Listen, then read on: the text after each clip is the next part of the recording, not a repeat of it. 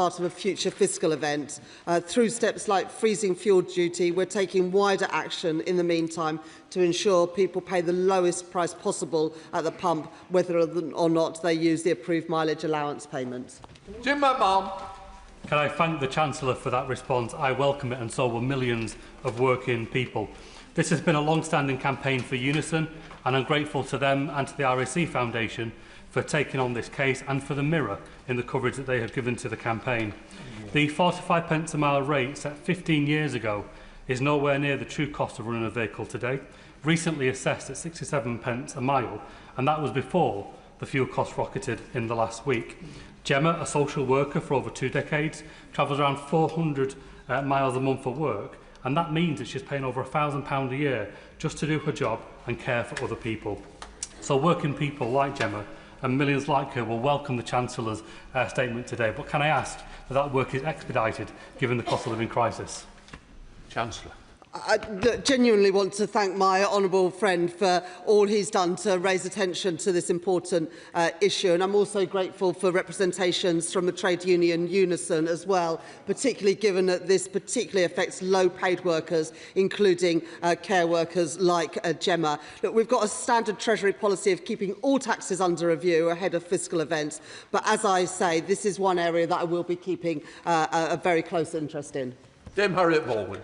Thank you, Mr Speaker. And while the Chancellor reviews mileage rates, would she also take this opportunity to update the House with her fuel duty freeze coming to an end in September and the next fiscal event not happening until later in the year? Will she commit to coming to the House at the end of this parliamentary session to say that she will review that decision if petrol prices are significantly higher than they are today, for the sake of people's cost of living?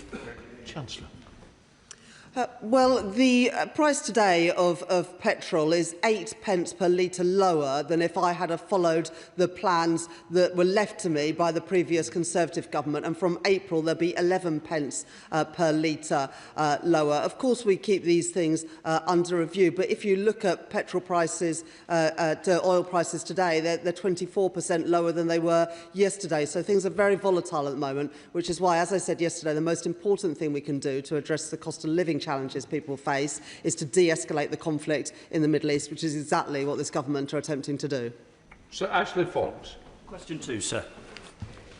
Finish. With permission, Mr Speaker, I should like to answer this question together with question number 6 and question number 13. On business rates, the Government has announced a support package for all businesses worth £4.3 billion over the next 3 years. We've introduced a permanently lower multipliers for eligible retail, hospitality and leisure businesses, those on the high street. And in addition, every pub and live music venue will get 15% off its new bill from April. The Government will also bring forward a high street strategy later this year. Sir Ashley. Mr Speaker, many retail, hospitality and tourism businesses in my constituency traditionally give young people their first job. But with the Chancellor's jobs tax, the Unemployment Rights Act and now huge increases in rates, many of those businesses are struggling to survive. They just can't afford to take on those young people. So does the Minister accept that his government is the reason that youth unemployment is now higher in the UK than in the EU for the first time since records began? One of the reasons why we have a challenge when it comes to youth participation in the labour market is because of the broken welfare system and the broken support system that we inherited from the previous government. The proportion of young adults who are not in education, employment or training is broadly unchanged since the general election. It's too high and it has to come down. That's why we are reforming our system, providing more support through actions such as our jobs guarantee. That is the right approach, as is the approach that we're taking on business rates too. Chamberlain. Mr Speaker, I hosted a hospitality roundtable in North East Fife recently, and you would think an area that boasts such attractions as St Andrews and the East Neuk would find an industry in rude health, but that was not the case. Indeed, one business could not attend because they were taking difficult decisions in relation to their business that day. Now, the Minister's outlined a number of things that are the purview of the devolved government, and I'll be taking those up with the Scottish Government. But as a Scottish MP and as representing Scottish businesses, I'm looking for things that the government can be doing on a UK level. An emergency VAT cut to hospitality is something we've been proposing for some time. Why won't the government consider it? Business rates is a devolved matter, and the changes that we have announced, the support that we've put in, will have consequentials for funding for the Scottish Government. On VAT, it is a broad-based tax that does raise a significant amount of revenue for the Treasury, and that is important when it comes to making sure we can manage our public finances, bringing in the revenue to be able to get borrowing down, which is something that this government is doing and previous governments failed to do. And I would just mention on VAT, when the Liberal Democrats last had the chance, their choice was to put it up rather than cut it. Dr. Danny Chambers. Thank you, Mr. Speaker.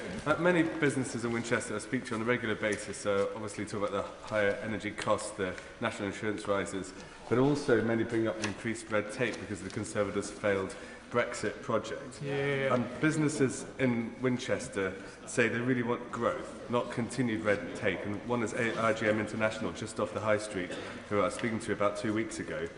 For some reason, the government refuses to even consider reducing trade barriers with the EU by having a bespoke customs union. If industry wants it, the publicly increasingly support it. Why won't the government even assess the economic case for customs unions? And why are they clinging to a failed ideology at the expense of growing our economy? Minister, that was rather wrong.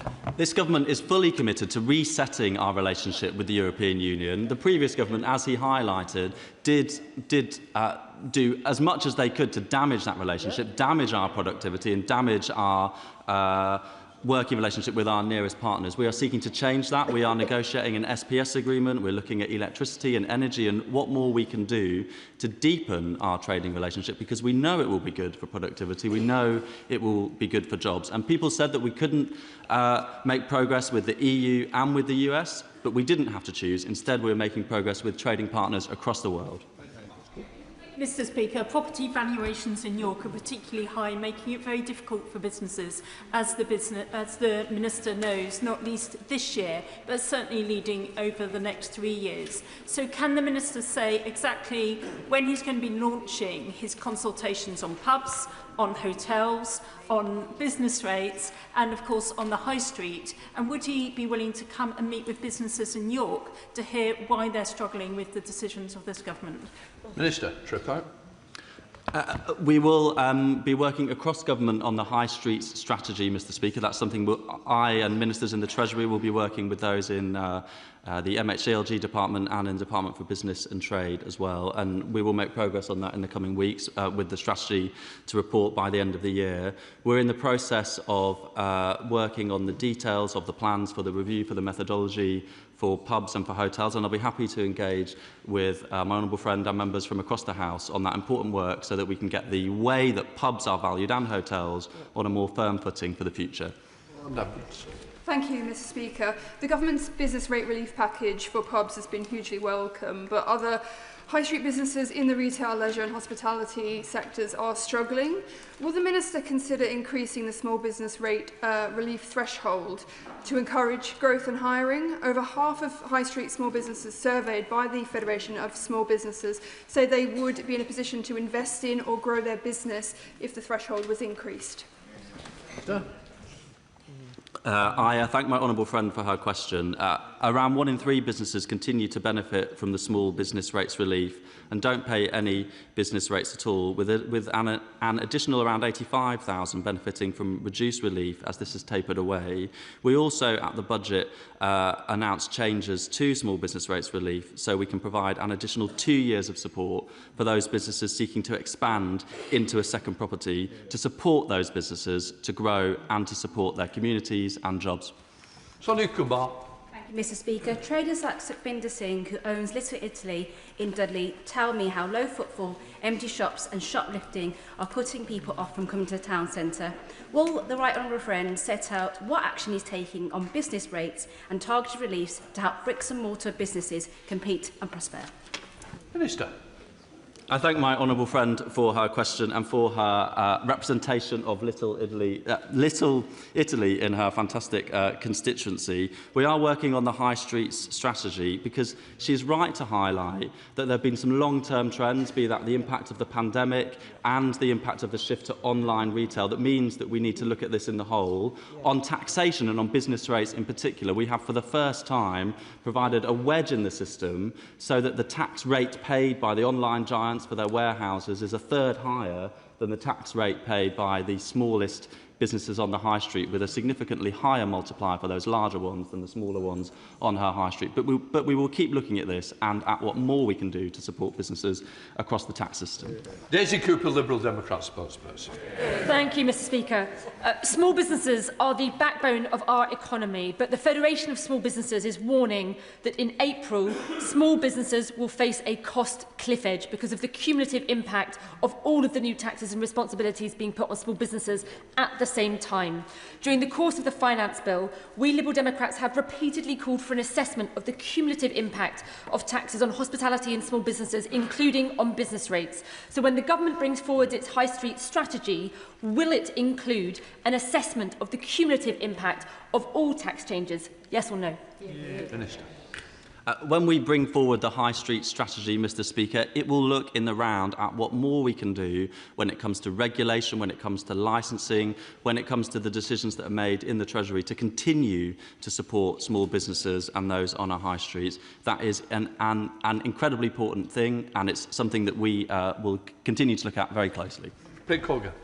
Question 3. Minister. Mr Speaker, through the English Devolution and Community Empowerment Bill, the Government is introducing a strong new community right to buy. This will empower communities to take ownership of and protect local assets. Alongside these new powers, the Pride in Place programme will provide up to £5.8 billion over 10 years to support 284 neighbourhoods, enabling local people to choose to fund a range of activities, including developing or restoring important community assets. Thank you, Mr Speaker. After 14 years of Conservative austerity, many communities like mine have been hollowed out of the assets that matter most to them. I welcome the Government's community right to buy because putting local people in control of local assets is simply common sense. In my constituency, Woodgate and Bartley Green will receive £20 million through Pride in Place funding over the next decade, thanks to this Government. Does the Minister agree that tackling barriers like access to finance will help communities take ownership of local assets and rebuild neighbourhoods? Minister. Mr Speaker, my honourable friend is absolutely right that Pride in Place funding can of course be used for communities to take ownership of and support local assets, from youth centres to libraries and cultural venues. I'm very glad to hear that the funding will make such a positive difference to her constituents in Woodgate and Bartley Green, and I am proud that this Government is putting people in control of what happens in their local area. Pat Miller. Thank you, Mr Speaker. Across my Bicester and Woodstock constituency, there are 3 things that small villages tend to have: a pub, a church and a village hall. The community asset policy will support community ownership of the pubs, but what I'm hearing from those who run large faith buildings is they're deeply concerned about the changes to VAT relief on listed buildings. Will the Minister agree to meet with me and the others who are literally trying to repair the church roof in order to discuss this uncertainty? Mr Speaker, as the honourable gentleman will be aware, this is a scheme which is operated by DCMS, so I'm happy to ask colleagues in that department to come back to him. Well, Ribera Adam. Question 4, Mr Speaker. Chancellor. Thank you, Mr Speaker. I would like to answer this question together with question 9. Stability is the most important thing we can do to get interest rates and inflation down, and tackling the cost of living, especially given the global headwinds, is my top priority. At the budget, we took money off energy bills and we froze prescription charges and train fares. The government's cheaper fuel finder scheme is now online too, and it shows petrol prices at forecourts across the country. Yesterday, some petrol retailers charged almost 180p per litre, while others were charging less than 130p per litre. This government will not tolerate price gouging, and I will be meeting with petrol retailers this week to raise concerns to get prices down at the pumps for all of our constituents. Rivera. Thank you, Mr. Speaker. The Trussell Trust's recent Hunger in the UK report highlights the startling reality of food insecurity, finding that rates are higher for private renters in receipt of housing benefit, either through local housing allowance or the housing element of universal credit. Private renters on the lowest incomes can't keep up with the rising cost of living, and this risks driving even more into hunger and homelessness if the freeze is maintained, because private renters receiving LHA will likely see an average shortfall of £243 a month. The government has taken meaningful steps towards tackling food insecurity, but will the Chancellor build on this by lifting the freeze on local housing allowance? Chancellor. I thank my honourable friend for that question. The Renters' Rights Act comes in the next month or so, and that will make a big difference to her constituents and all of our constituents who are contending with living in the private rented sector, and particularly issues like evictions, but also mid-term rent increases. At the same time, we've put £39 billion into our social and affordable homes programme so that more people can get a council house or a social home rather than living in the private rented sector. As well as that, we are getting rid of the two-child limit, which the Trussell Trust says will reduce demand on food banks. Michael Wheeler. Thank you, Mr. Speaker. Whilst cost of living pressures are affecting people across my constituency of Worsley and Eccles, young families are facing a perfect storm. Whether it's housing costs, expensive childcare or student loans, many young families are struggling, and research shows that the cost of living crisis is holding people back from even starting a family. In addition to welcome moves to expand free childcare, will the Chancellor outline what measures the government is taking to alleviate the financial burdens on young families? Chancellor. We absolutely recognise the pressures facing families. Bringing stability back to the economy is the #1 thing that we can do for working families. There have been 6 cuts in interest rates since the general election, which means the average cost of servicing a mortgage has come down by about £1,300 a year. And for those living in rented accommodation, the Renters' Rights Act comes in shortly to give greater rights to those people in the private rented sector. The free childcare offer, which is now fully funded, ensures that parents with children aged between 9 months and 5 years get free childcare if they are in work. And of course, from next month, the end of the two-child benefit limit will lift 450,000 children out of poverty. Stewart. Thank you, Mr. Speaker. Richard from Beverley tells me that he paid £304 for his last tank of heating oil, and yet if he orders again now, and he needs to do so within 4 weeks, it'll cost him £862.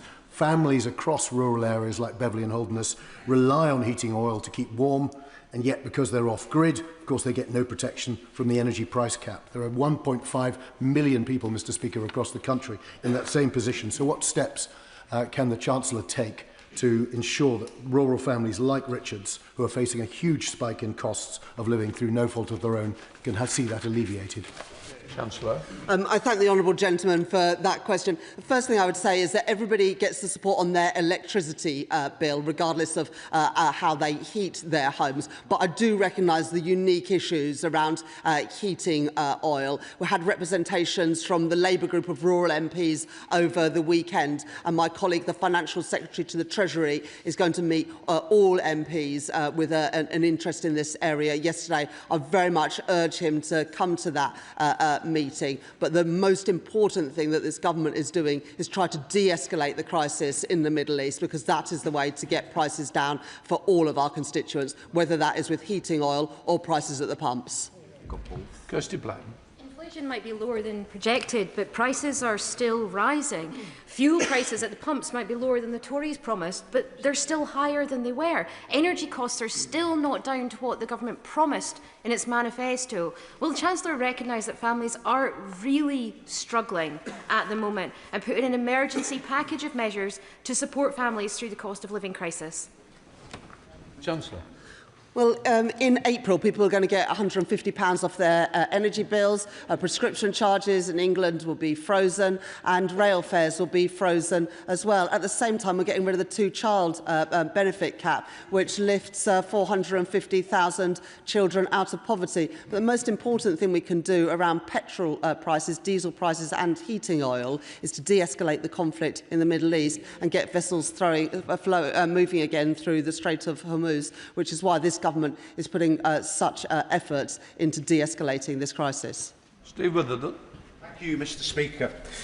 The level of poverty 14 million people in the UK face is not inevitable, but is the result of political choices, and it damages our economy, costing around £75 billion each year. Will my right honourable friend consider equalising capital gains tax with income tax and introducing a 2% wealth tax on assets over 10 million to lift people out of poverty and strengthen public finances? Chancellor. In my first budget, I took a number of taxes to changed a number of taxes to ensure that the wealthiest are paying their fair share.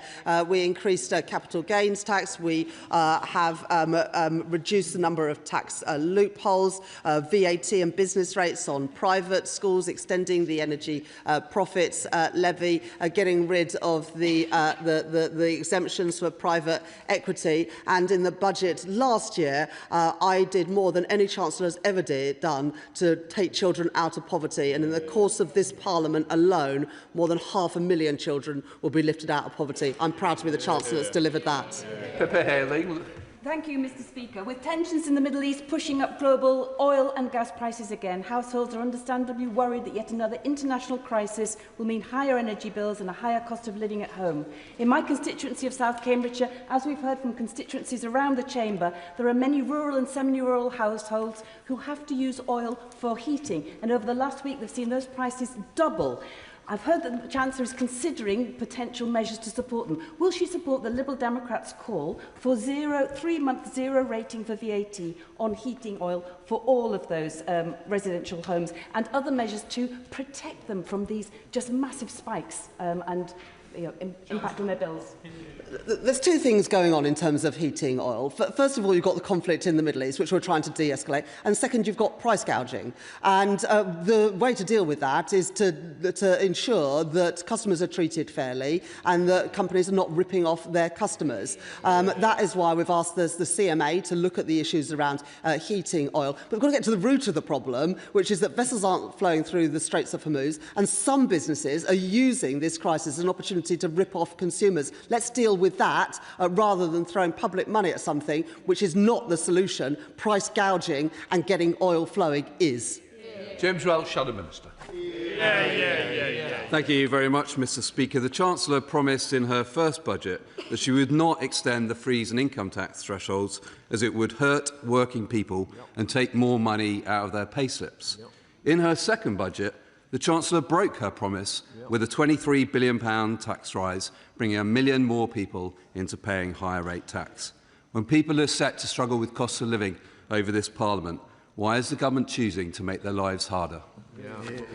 Some people have got short memories, haven't they, Mr. Speaker? I remember on a number of occasions the Conservatives freezing those thresholds. We said in our manifesto we would not increase the headline rates of national insurance, VAT and income tax that working people pay. But I did say very clearly at the budget last year that we'd have to ask everyone to make a greater contribution because of the downgrade in productivity, which is a result of the mismanagement of the economy of the last government over 14 failed years.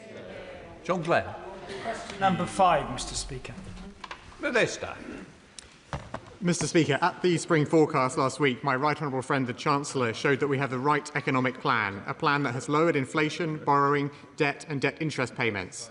Our approach means that investment is up, helping create the conditions for growth across the UK, and our firm approach to public spending is helping to keep public finances on a sustainable path.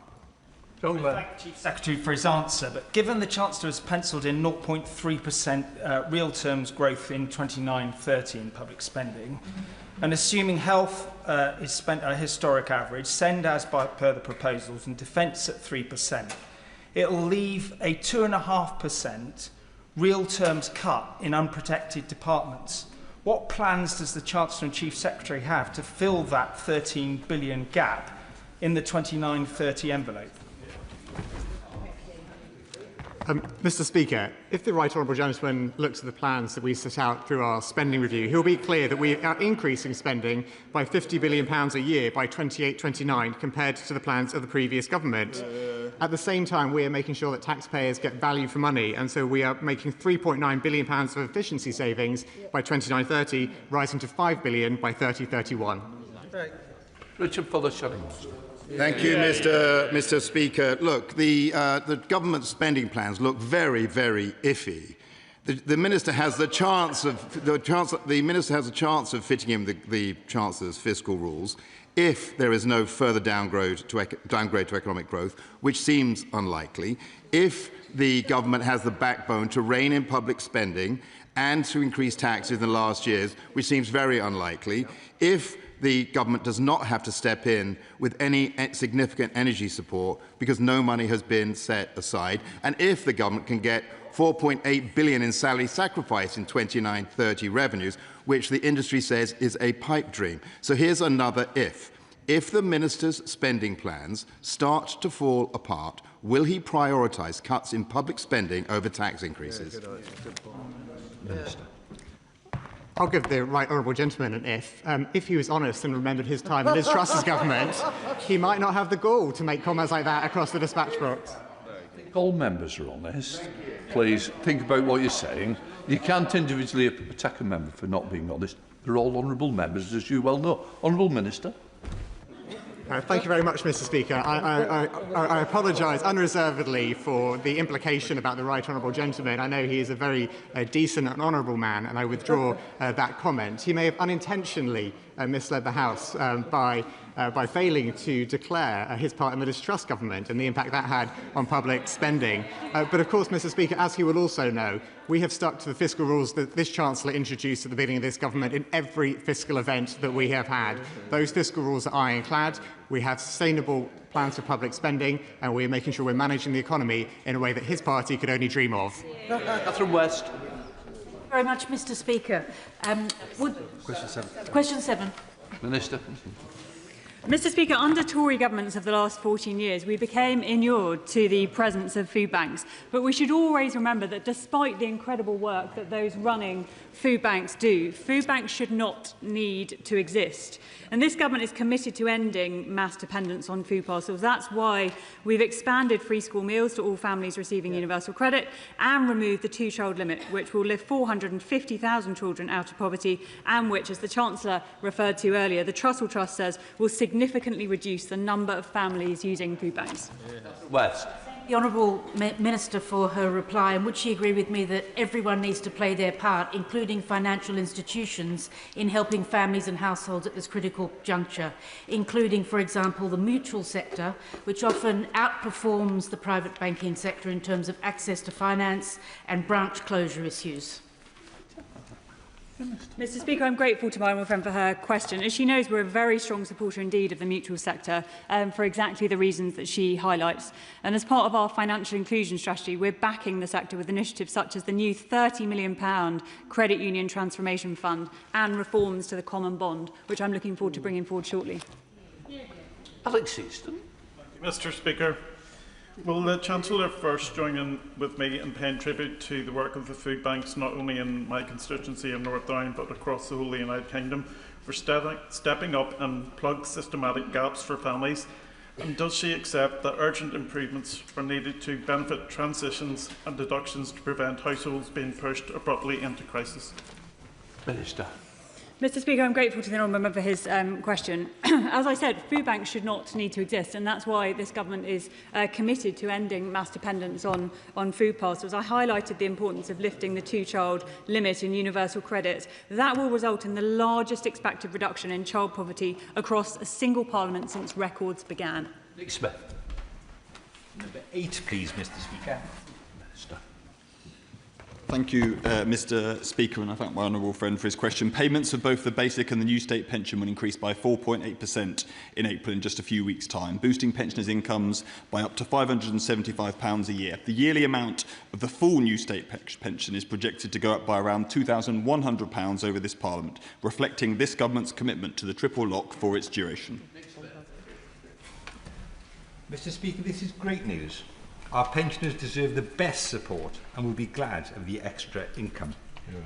In Blaenau Gwent and Rumney, I'm shortly organising events promoting pensions credit take-up. Mr Speaker, some pension constituents, though, of mine have lost money to the Safe Hands funeral scheme, trying to prepare for the worst of times. Will the Minister please meet me to discuss their case? Well, I should thank my honourable friend on both counts. One, because I'm glad to hear that he is again, as he did last year, organising events to drive up take-up of pension credit, and I know that members on both sides of this House will be doing that throughout the year. Directly on the question he raises about the failure of Safe Hands, he's a powerful advocate again for his constituents. My honourable friend will know that the Serious Fraud Office have recently announced 2 individuals have been charged in relation to this case, and there are live criminal proceedings ongoing. But I know my honourable friend, the Economic Secretary, who is responsible for this matter, is always happy to meet with him. Thank you, Mr Speaker. Nearly 500,000 pensioners living abroad will miss out on the state pension increase because we do not have reciprocal agreements with countries such as Canada and Australia. Several former Bath constituents have raised this with me. What discussions has he had with departmental colleagues to rectify this injustice? Minister. Well, I thank the honourable member for her question. She'll know that this is a matter of long-standing government policy, that the uprating of pensions are prioritised for those residents in the UK, not least because the uprating levels reflect the path of earnings and prices in the UK. She'll know that under the Liberal Democrat Conservative coalition government, that was the government's policy, and it remains the case today. Thank you very much, Mr Speaker. Thanks to this government's policies on pensions that actively disincentivise saving into private pension schemes, people will increasingly rely on the support of the state. This is not sustainable. So I asked the Minister yesterday, Mr Speaker, and he dodged the question, so I will ask him the question again. Will the government cancel pension fund mandation, and will the government abandon salary sacrifice caps? Yes or no? Well, this government set out its policy, but directly on the question of salary sacrifice that he raises, I would just say to the honourable member that any responsible government should be looking at the effectiveness of all tax release. Salary sacrifice for pensions, if it had not been reformed, the cost of it would have risen to £8 billion over the course of this Parliament. That is the cost of the entire Royal Air Force. And if the party opposite wants to be treated like a serious party, committed to fiscal discipline as it claims to be, it's time to grow up. From bench. Sorry, 10, I think. 10. Sorry, Mr Speaker. The government recognises the important contribution hospitality businesses make to communities across the UK, including in Northern Ireland. Reduced VAT rates or applying different VAT rates within the UK would add complexity, Mr Speaker, and come at a significant cost to the Exchequer. Thank you. As well as those business pressures, a majority of households in Northern Ireland and many businesses use home heating oil as their main heating source, so they are particularly exposed to shocks like that which we're experiencing from the wrong-headed conflict in the Middle East, and they're not protected by the energy price cap. The Stormont Executive has failed to regulate in this area or to make any meaningful progress towards a transition to sustainable and secure energy. What interventions can Treasury make for those who aren't on the grid against extreme price fluctuations? Minister. Thank you, Mr Speaker, and I thank the honourable member for her question and her representation of her constituents. The Chancellor has already said today and yesterday that we understand that there are particular pressures facing those households that use heating oil for their heating. A meeting has been arranged tomorrow with the Financial Secretary to the Treasury that I hope that the honourable member will be able to attend to discuss this issue in more detail. We are also going to be in conversations with the CMA to make sure that we have a fair market that provides a fair price for her constituents.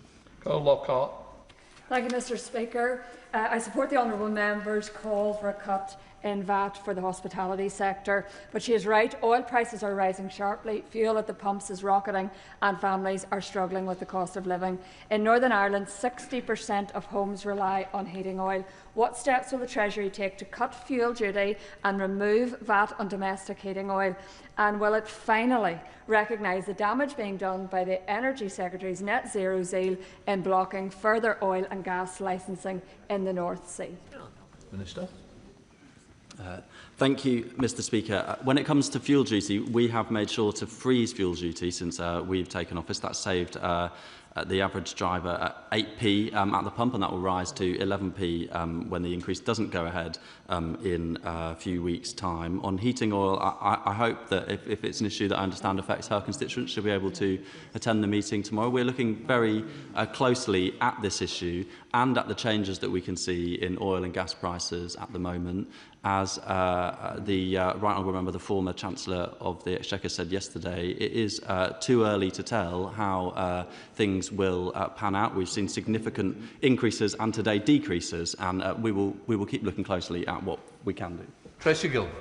Mr Speaker, a number of hospitality businesses in my England North and Leith constituency have raised with me that the UK's rate of VAT is much higher than it is in France and Germany. Will my honourable friend ask the OBR to model the impact of cuts in the VAT could have, as previously studies have suggested are cuts to... Order. It's a Northern Ireland question. Okay. Sorry about that. Saoirse Racewell. Thank you, Mr Speaker. I thank the Minister for his response, and I have to declare an interest because I started a parliamentary petition on exactly a VAT cut for hospitality for Northern Ireland. The reason being we have the Republic of Ireland, a very competitive VAT rate right up against us. Businesses saw the official government response because that petition got over 10,000 signatures. They felt very despondent.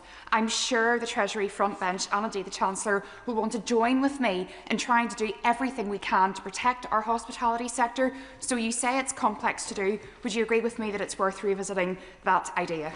Minister. Thank you, Mr Speaker. It is a complex change to implement, and the government's position is that it's right to have the same rate of VAT across our country. During the pandemic, there was a cut to the rate of VAT, a temporary cut, and that did come at a significant cost of £8 billion. So we do have to make sure that we are able to raise revenue from across the country in a fair and consistent way to support the public finances. Question number 11, Mr Speaker. Minister. With permission, Mr Speaker, I'll answer this question together with question 18. Last week, the Office of Budget Responsibility set out their updated forecast for the UK economy, including for unemployment to peak this year before falling each and every year thereafter. There have been longer-term problems building for young people in our labour market for far too long, with employment rates that are too low and NEET levels that have soared in the last Parliament. We will not allow a generation of young people to be left behind. That is why the Government has committed £820 million for the Youth Guarantee, strengthening employment support and guaranteeing jobs for the long-term unemployed. Mr Speaker, when I first entered the job market, it was in the wake of the 2008 financial crisis, and it was a difficult time for young people. Yet today they face even more difficult and uncertain times. The Chancellor's jobs tax is bearing down on opportunities, but also AI is making this worse, potentially pulling up the ladder on graduate jobs, jobs that would previously include things like note-taking and supporting senior employees in meetings. So will the Chancellor course correct on unemployment for young people and do more to support their progress in their careers? Minister. Well, I thank the honourable member for his question. Actually, his phrasing of it is very telling about the challenges that we all do face in our labour market, because while we've seen more jobs created over the last year, there is this longer-term challenge with youth unemployment. And if we look at the last government, we never saw youth employment rates recover to the levels seen under the last Labour government after the financial crisis, given the exact experience he's talked about himself. So it is important we grapple with this long-term challenge. There's then a newer challenge on the huge increase in NEET rates that we saw under the last Parliament specifically. So on both of those, we absolutely do need to focus on it. That's why we're setting about focusing apprenticeship funding on young people in particular. It's why we're introducing the Youth Guarantee, and it's why we've got the independent review led by Alan Milburn to focus on the root causes of some of these challenges. Matthew. Thank you, Mr Speaker. The government's changes to employer national insurance contributions has made it more expensive for employers to take on staff, particularly in the hospitality sector that employs a high proportion of young people and part-time workers. Does the Minister agree that these changes have made it more difficult for young people in Melksham and Devizes and across the country to get a foot on the career ladder and get their working lives started? Thank you. Minister. Well, I think all of us recognise that our hospitality and retail sectors have been having a difficult time in recent years. In the case of retail, that goes back before the pandemic with the growth of online shopping, and the squeeze on energy costs in the outrun of the pandemic has squeezed how much people are spending out in hospitality. Specific on the question he raises about national insurance, I mean, I'm sure the honourable member is aware that those under the age of 21 and youth apprenticeships are exempt from national insurance entirely, and I would just gently point out that the pattern we see in the labour market for youth employment long predates any change to national insurance last year. Select Committee, Den Benkadir. Thank you, Mr Speaker. Mr Speaker, I'm glad that the Government is introducing things like the Youth Guarantee and working on those who are not in education, employment or training. But as the Honourable Member for Henley and Tame highlighted, AI is also an increasing concern. When I've spoken to businesses, they're concerned about the number of people they won't be employing in the future. The Minister's hinted at this, the Government's looking at this systemically. What conversations is he having across government and crucially with businesses so that we can plan for what could be a real crisis in the future? Well, I thank the honourable friend for her question. She's been rightly raising this issue for some time, actually predating the election. To take two parts of her question in turn, directly on the question of the impact of AI, this is a question being looked at across countries. There is a unit inside the government looking at exactly that, but more importantly, on the crisis happening now to some young people who are not able to get the job opportunities we all want them to have and haven't been now for some time. We will be coming forward with further measures to strengthen that youth guarantee that she's rightly mentioned. This is a really important measure to increase the employment support available to our young people and to make sure that a job guarantee is there for those that are long-term unemployed. Thank you very much, sir. The situation of unemployment in my constituency and across the Yorkshire coalfield is becoming a crisis. There are 1,980 people out of work in my constituency, 70 jobs, 70 vacancies, so almost 30 people unemployed pursuing every single job. Now, no Labour minister will ever say employment is a price worth paying, but will the minister say to the House that he will equally prioritise both tackling unemployment as well as reassuring the bond markets? Minister. Well, my honourable friend and I have discussed these issues on many occasions, particularly as they're specific to his constituency, but also to other coalfield communities. I would just say to him that there are challenges. There's a particular challenge on youth employment, as I say, that goes back to the last decade in particular, but we absolutely do need to prioritise that. But I would just a word of warning on the view of the overall labour market. There are only, if you look at the level of employment last year at around 75%, there are only 2 years in peacetime in the last 100 when Britain has had a higher employment rate than that. So I think we should just be a bit careful about talking down the resilience of the UK economy, in this case the resilience of the labour market. As I say, only 2 years in the last 100 in peacetime when Britain has had a higher employment rate than it did last year. Richard Fuller, Shadow Minister. Thank you, Mr. Speaker. Last month, the Times reported that the government may drop its pledge on minimum wage equalisation over youth jobless fears, and the BBC reports that the government is considering a delay.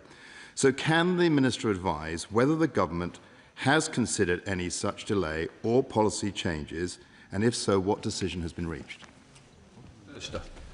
I thank you, Mr. Speaker, and I also want to offer my condolences to the honourable member for the loss of his father in the recent past. That's something that all of us have to face at some point in our lives, but it is a lot to deal with, and all our thoughts are with him at that time. Specifically on the point he raises, no, there isn't a change in government policy. Our view is that you should see alignment of the national minimum wage rates and the national living wage, but that should happen in the right way, and that's with the guidance of the Low Pay Commission, and they'll continue to play that important role. Right, we come to topicals. Daniel Francis. Topical number 1, Mr. Speaker. Chancellor of the Exchequer. Thank you, Mr. Speaker. The conflict in the Middle East affects all of us, and I understand the anxiety felt by families and businesses. Rapid de-escalation in the Middle East is the best way to protect businesses and working people from rising costs. That's why I continue to work closely with G7 colleagues to call for immediate de-escalation and to guarantee the security of vessels moving through the Strait of Hormuz. I'm clear-eyed about the situation we face. I'll be both responsive to a changing world and also responsible in the national interest to protect public finances and to help families and businesses with the cost of living. Thank you, Mr. Speaker. Can I thank my right honourable friend for her comments and support and echo what she said about the situation in the Middle East. The charity Shelter has long campaigned for people with no fixed address to access bank accounts, including without ID. Which groups of people might benefit from the most from leadership shown by the Labour government and from banks on this issue? Chancellor. I thank my honourable friend for that question, and I also want to pay tribute to my honourable friend, the Economic Secretary to the Treasury, for all of the excellent work that she's done to take this agenda forward. Lack of a bank account does make it harder for people to secure stable employment and indeed stable housing. That's why our financial inclusion strategy secured a commitment from the major banks to work with Shelter directly to make it easier for people without standard ID to access a bank account. And this partnership with Shelter will particularly help to break the cycle of homelessness and support people to rebuild their lives, as we all want to see. Shall the Chancellor Samel stride? Thank you, Mr. Speaker. Mr. Speaker, for every single year of the last Conservative government, we froze fuel duty, and we did that to stand up for hard-working families. So could I ask the right honourable lady, given that petrol is surging at the pumps, why has she chosen now to put up fuel duty? Chancellor. Freezing it in 2 weeks' time. Thank you, Mr. Speaker. Well, as the right honourable gentleman knows, the plans that we inherited from the previous government saw fuel duty due to go up just a few months after the general election. We didn't think that that was the right approach, and so we reversed the Conservative plans that we inherited to freeze fuel duty and to keep in the 5p discount introduced during the pandemic. In April this year, under the plans I inherited, of course, fuel duty would have gone up again. We don't think that is the right thing to do. And so, in a staggered approach from the autumn this year, the 5p cut introduced during the pandemic will begin to be unwound. But at the same time, we've just introduced the cheaper fuel finder. The cheaper fuel finder showed yesterday the divergence in prices paid by customers at petrol forecourts. Some people paid 130p a litre yesterday, some people paid 180p per litre. So it is really, really important that people use that cheaper fuel finder to shop around. And I'll be meeting petrol retailers later this week to make the case very clear that we won't accept price gouging. Millstrand. Speaker, given the rapidly rising cost of oil and gas, why does the right honourable lady believe that it is better to import it than to extract it from the North Sea?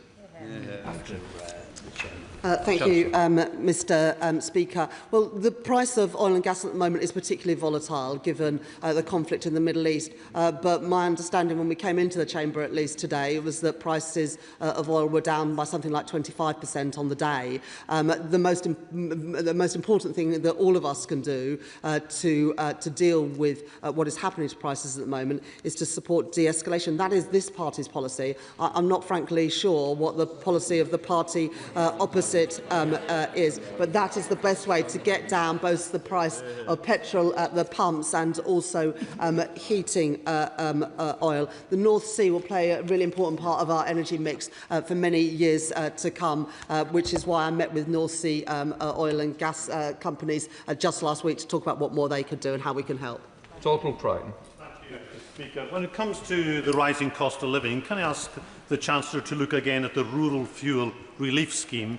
The scheme is meant to give a 5p discount per litre on petrol and diesel in specific island and rural communities, but I've checked, and in Stornoway today in my constituency, petrol is 138.9. In the middle of Glasgow, it's 129.9, 9p cheaper. The scheme works in reverse, with urban drivers having all the advantages of competition and choice. The scheme costs little, but inflation has reduced it by 35%. Can I ask Treasury Ministers to press accelerator and go an extra mile for it? Sorry, just to help me, there's a lot of backbenchers didn't get in early. Please, can we just try and speed up, Minister? Thank you, Mr Speaker, and I thank my honourable friend for his representations on this matter today over many months and in Westminster Hall just a few weeks ago.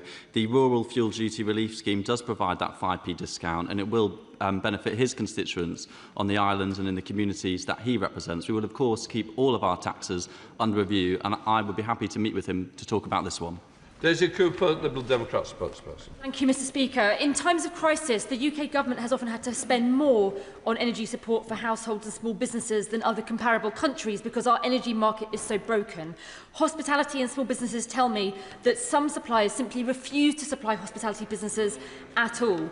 If the Government is determined to refuse Liberal Democrat calls for an emergency VAT cut, could I please ask, at the very least, will the Government consider our call on the Government to instruct the CMA to investigate bad practices in the energy market affecting hospitality and small businesses so we can drive down bills through greater competition?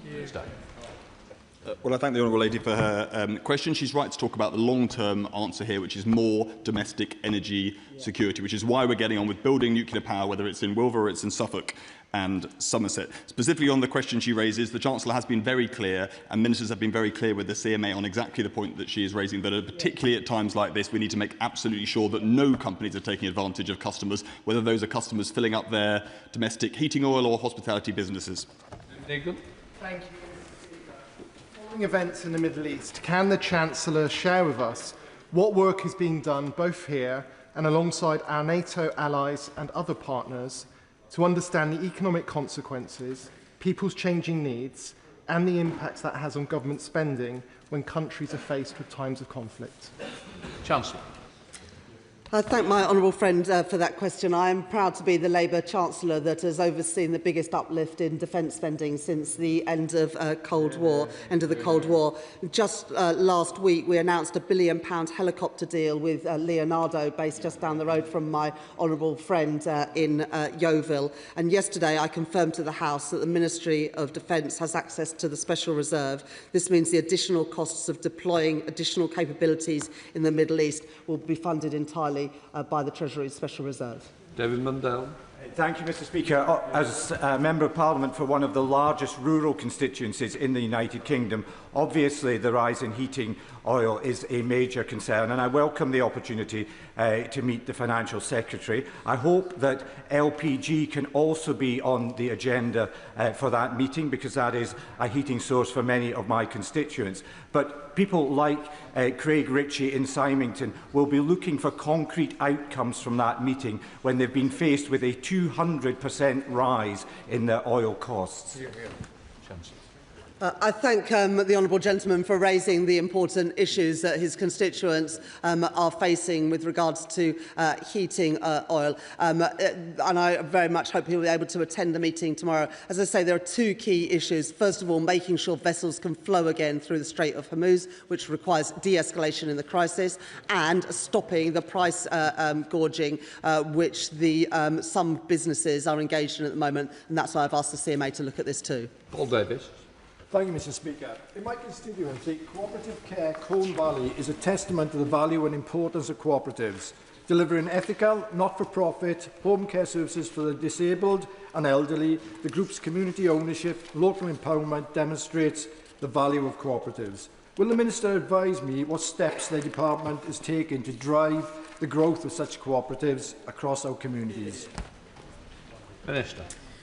Mr Speaker, I thank my honourable friend for highlighting the important work of the Colne Valley Care Group, which is an excellent example of how cooperatives can deliver high-quality, community-owned care for elderly and disabled people. And I know that his constituency is home to a number of other fantastic cooperatives, including the Green Valley Grocer and the handmade bakery as well. This government is committed to doubling the size of the co-ops and mutuals sector, Mr Speaker, exactly because we recognise the very positive role that it plays. Liz Jarvis.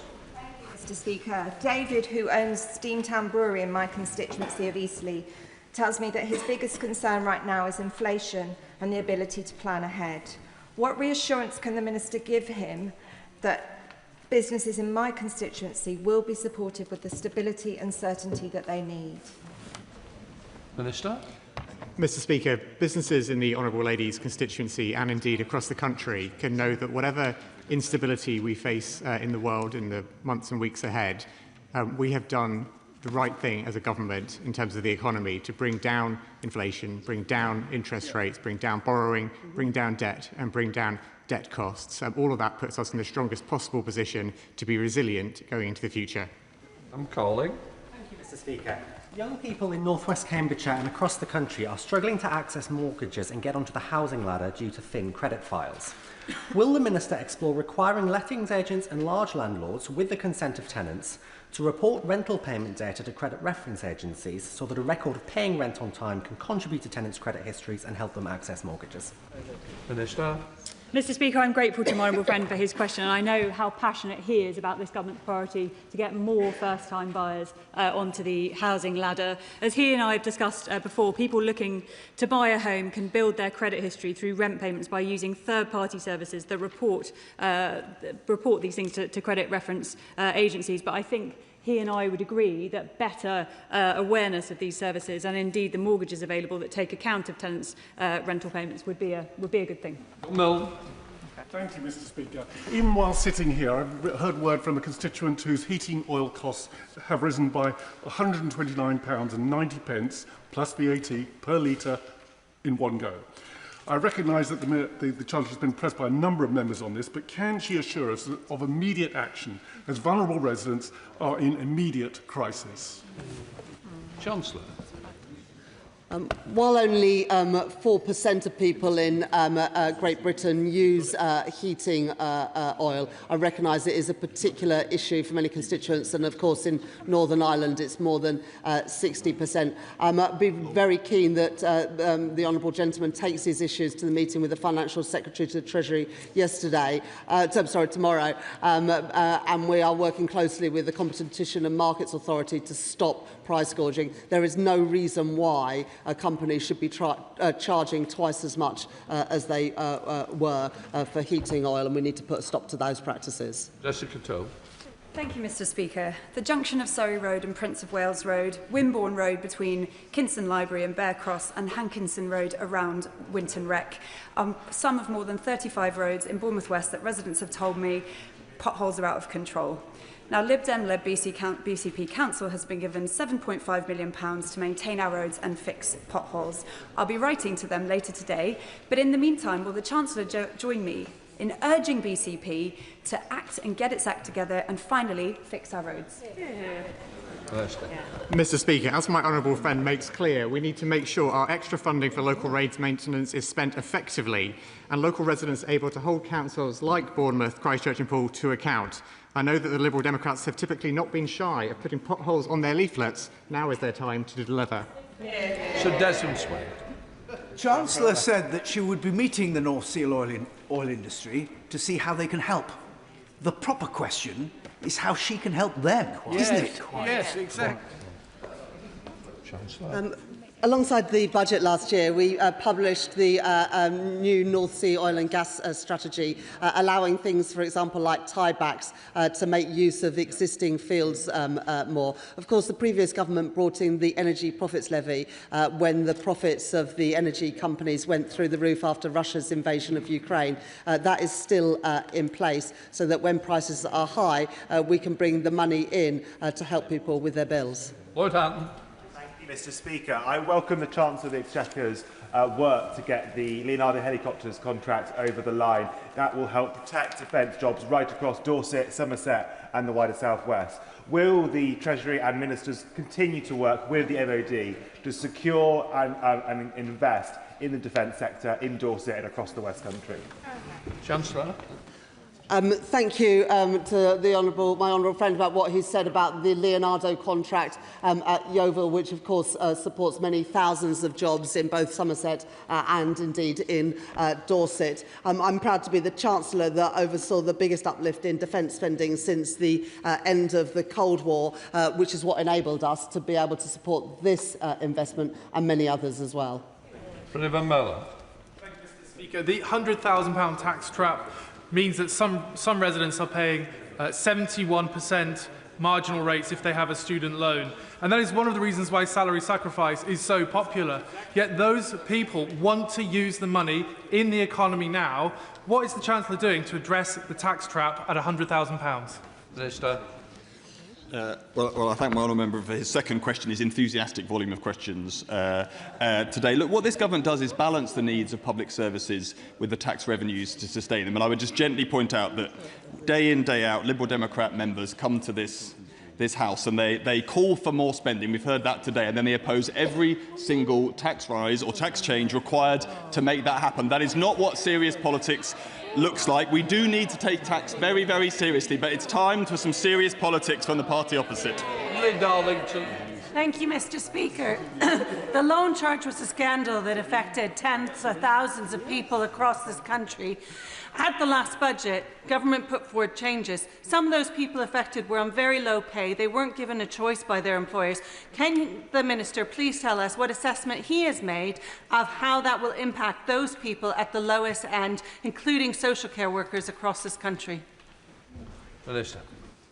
I thank my honourable friend for the question and for the representation that she has provided for her constituents and many who've been affected by the loan charge across the country and her work on the APPG. At the budget, we made the decision, Mr. Speaker, to write off £5,000 from everyone's liability who's been affected by the loan charge, which will mean that around a third of those who have been affected will have their liabilities written off entirely. And I look forward to continue to engage with her and members from across the House on this important issue. Thank you, Mr. Speaker. Following on from that last question, the APPG for the Loan Charge and Taxpayer Fairness, which I co-chair, wrote to ministers on the 1st of July, the 22nd of September and the 25th of November last year, with particular questions about the 2005 preferential deal with the large banks. Does the Minister feel it's acceptable that we haven't had a reply to those letters, and when will we get one?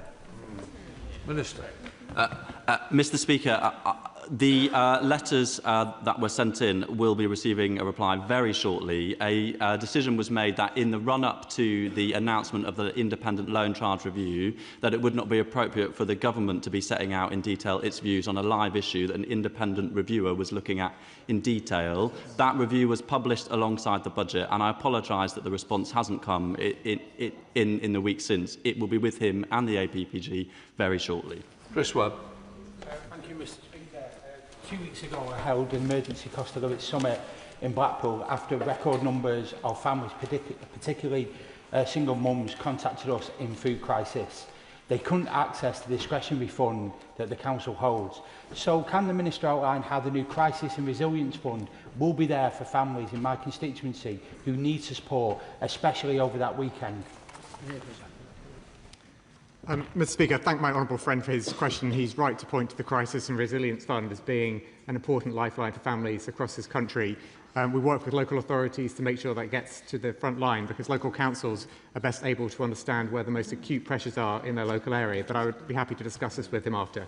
Claire Young. Mr. Speaker, heat batteries are the only MCS-certified clean heat technology excluded from VAT relief under the Energy Saving Materials Framework, penalising smaller homes and lower-income households who cannot accommodate a heat pump. Will the Chancellor commit to removing this anomaly and meet me and representatives of the UK heat battery industry to discuss it? Mr. Speaker, the government regularly assesses whether to add energy-saving materials, including heat batteries, to the current VAT relief that is set to continue till March 2027. Any decisions would have to be announced by the Chancellor at a fiscal event, but I'm of course happy to discuss the matter. Sonia Barrett. Thank you very much, Mr. Speaker. Given the global situation, what discussions has the Chancellor had with Cabinet colleagues to help keep industrial energy costs manageable? And will she work with colleagues to bring in the British Industrial Competitiveness Scheme, which will cut manufacturing energy costs by 25% as soon as possible? Chancellor. I thank my honourable friend for that question, and she's a really powerful advocate for the energy-intensive industries and manufacturing more widely. The supercharger is being extended from April this year, helping 500 of the most energy-intensive businesses, increasing their discount from 60% to 90%. And next year, the big scheme comes in, the British Industrial Competitiveness Scheme. Of course, given what is happening in the Middle East, we'll continue to look very closely at what we can do to help our energy-intensive industries. Thank you, Mr Speaker. Over 50% of properties in the Scottish Borders are not on the mains gas grid, and they are completely dependent on heating oil.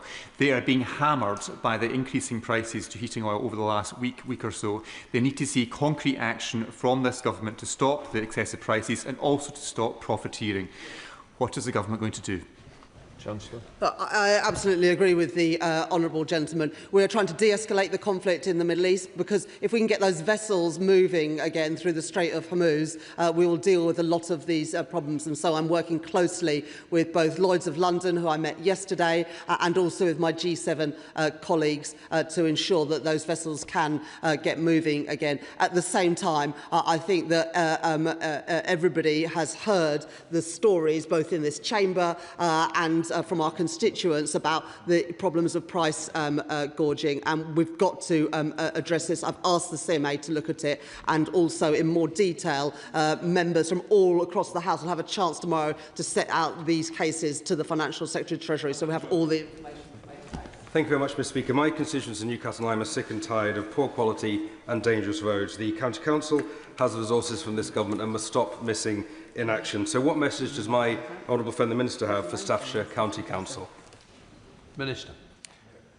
My honourable friend is absolutely right that we need councils across the country to use the extra funding that the government has made available for local road maintenance to fill those potholes. Local councils will have to publish their data online, and so local people will be able to monitor through a traffic light system available on gov.uk how their council is performing. Thank you, Mr Speaker. Every year the UK loses £33.4 billion in tax revenue as multinational corporations and the super-rich choose tax havens over tax payments.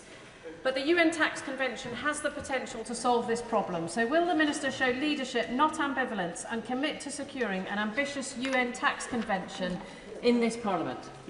Minister. Thank you, Mr Speaker. I'm always happy to show leadership, and on this issue, this government, and actually, may I say, previous governments have worked hard with international partners, both in the OECD and in the UN, to seek to do all we can to reduce the tax avoidance and evasion that takes place from multinational companies. We continue to work with our partners here in the UK and abroad to make sure that we can clamp down on the tax that is dodged. Thank you, Mr Speaker. My constituent in Rochdale, Louise Marshall, wrote to me this weekend because she's worried sick about the massive price rise she's facing for heating oil. Can the Chancellor assure me, notwithstanding the meeting we're all going to have with the Financial Secretary, can she reassure me that we can be absolutely crystal clear that under this government we won't tolerate price gouging or war profiteering from oil companies that try and rip off their customers?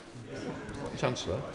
I absolutely agree with my honourable friend. The price gouging that we're seeing is totally unacceptable, which is why we have already asked the CMA to look at this. Whether it is petrol at the pumps or heating oil, there is no excuse for any business to use this as an opportunity to rip off customers. Jeremy Hunt. Thank you, Mr Speaker. One of the things that makes our economy less resilient is high levels of debt. And the Chancellor and I both followed fiscal rules that allowed us to claim that debt was falling when in fact it continued to rise, both in absolute terms and as a proportion of GDP. Does she think it's time to consider a new fiscal rule that actually reduces debt, such as saying that public spending won't increase by faster than economic growth? Chancellor. Thank the right honourable gentleman for that question. In the forecast that I published last week, it shows that debt is lower in every year of the forecast compared to what I inherited, compared to the plans that I set out in the budget just back in November. The fiscal rules that I introduced in the October after I became Chancellor said, first of all, that we have to balance day-to-day spending with tax receipts. That's important, but that subject to getting debt down as a share of GDP, we could invest in the things that can actually grow the economy, because he and I both know that growth is the best way to ensure that our public finances are sustainable and we improve living standards for working people. Whereas, Mr Speaker, the Government's new industrial strategy has signposted a path to further economic growth and prosperity, but there are certain regions of the UK that can play a significant role in this growth. So would Treasury ministers consider working with DBT to make Cornwall an industrial strategy zone? I thank my honourable friend for that question. And in the budget last year, we introduced the Kerno Growth Fund to support the Cornish economy because of the specific strengths around critical minerals, defence and also clean energy. The National Wealth Fund and the wider government will do everything we can to unlock those huge opportunities that we know exist in Cornwall. Final question on it. Dr. Ellich. Thank you, Mr Speaker. Given the recent IFS report that says the Treasury's excessively narrow focus on fiscal rules leads to dysfunctional policy making, and given recent global events showing the uncertainty of fiscal forecasting, does the Chancellor recognise that it's time to move to a more flexible and strategic approach to fiscal rulemaking and fiscal policy making? Chancellor.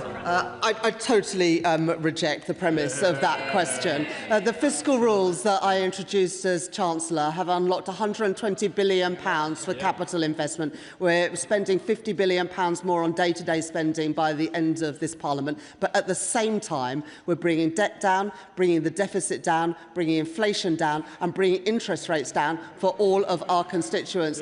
Economic stability is the way to grow our economy and make working people in all our constituencies better off. And if you forget that, it is ordinary working people who pay the price. Right, let the front benches change over.